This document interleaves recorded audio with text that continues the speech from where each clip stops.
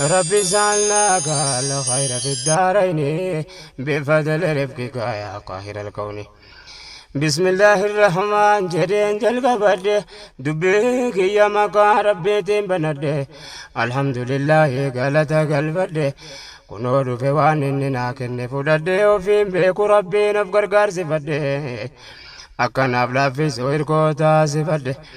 akka waliin nu gahu rahmata isaa kadhe siraa wahii irratti ni simbaalamadhe galanni kan saate baalamee guutadhe arra seeraa dubbachuuf ammartifadhe garuu tuun jalqabin dura waa buufadhe garuu tuun jalqabin dura waa buufadhe waa'ee obbolummaarraa yaada ummataa fudhe akkanitti fufuun gaafii jawwabadhe gaggabaabseen seeraa tachi tarkaanfadhe afaanin illee taatu kuuqaa buqqifadhe hamma humna kooti tasiifachi kaadhe rasuula koo irratti rahmata buufadhe aaliif sahaabota taabiyattaan fadhe muumintoota hundaafuu rahmata isaa kadhe gooftaa kooti hirkadhe gargaarsa isaatiin bifadli rifqika yaa qaahira alkawni. لا إله إلا الله الرانجل كبهازة محمد رسول الله دنتازا يا جرشادة تيني دافتا تمسيسا يا نمني كان دوم فتلي دريسا يوم قوتمنا نقر لا تاكيسا أكن قدو دبي يعني ندماسا وفكيسا دي فدي حفورا كباسا يعني كي يغريف انقل جالانسا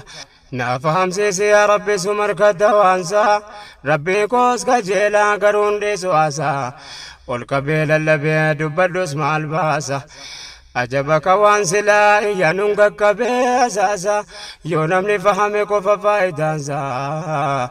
قلمي كينيا فقود امسيسا كرانسا ولتي كوفا مينو غيبانسا namni kana baachuu danda'u obboleessa dubbiin obbolummaa jabduudha jabeessa bakka kana beekaan itti deddeebisa yaa namni islaamummaadhaaf taatan miseensa rabbuman nuun jedhe isin obboleessa waan jabeesseef qabaame ilaalaa jabeessa quwwaatu argamaa obbolummaa keessa waan fagoo dhiyeessa obbolummaan deene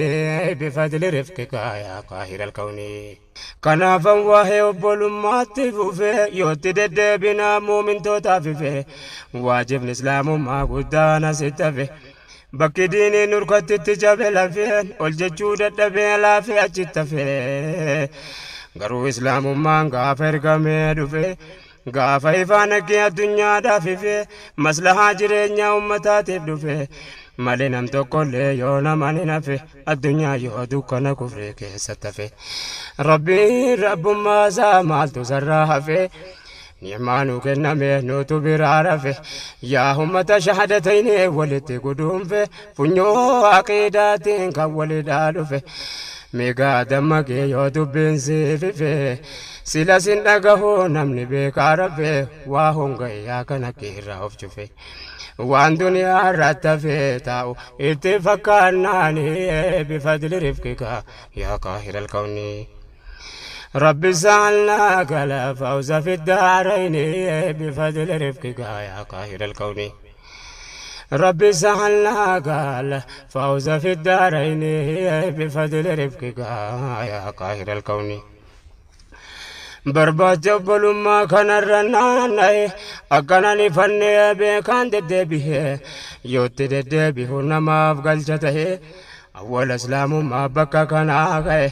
har'a rakkinni keenya erga kana ta'e hammuma naa galee yoon ummataan gahe.